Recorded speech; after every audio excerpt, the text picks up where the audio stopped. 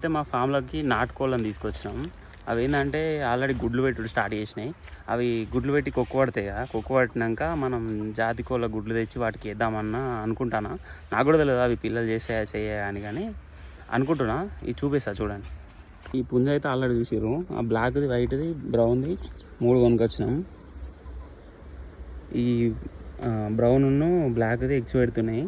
ఈ వైట్ది కూడా పెడుతుంది ఇంకొక 2-3 డేస్ అయితే. కొక్కు పట్టినాక మనం జాతి కోళ్ళ ఎగ్స్ తెచ్చి వేద్దాం అనుకుంటున్నాం. మీ దగ్గర ఎవరి దగ్గర జాతి కోళ్ళ ఎగ్స్ అవైలబుల్ ఉంటే మాకు డిఎం చేయండి, నేను మంచి రేట్కి వస్తే తీసుకుంటా.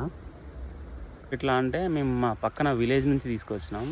మనకైతే మంచి రీజనబుల్ ప్రైస్లో వచ్చినాయి. 3 కలిపి 1500 ఏమో పడింది అంతే.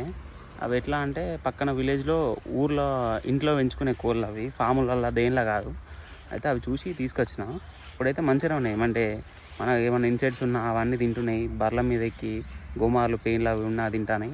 అయితే అసలు ఏం మెయింటెనెన్స్ ఏం లేదు. మనం అయితే వరి కట్ చేస్తాం కదా, వరి గడ్డి మిషన్లో వేసి కట్ చేస్తాం కదా, అప్పుడు ఏమవుతుందంటే దానిలో ఉన్న మన వడ్లు పడతాయి కదా, ఆ వడ్లు తిని ఉంటున్నాయి అవి. మన ఇంతవరకు ఏం ఫీడ్ పెట్టలేదు వాటికి.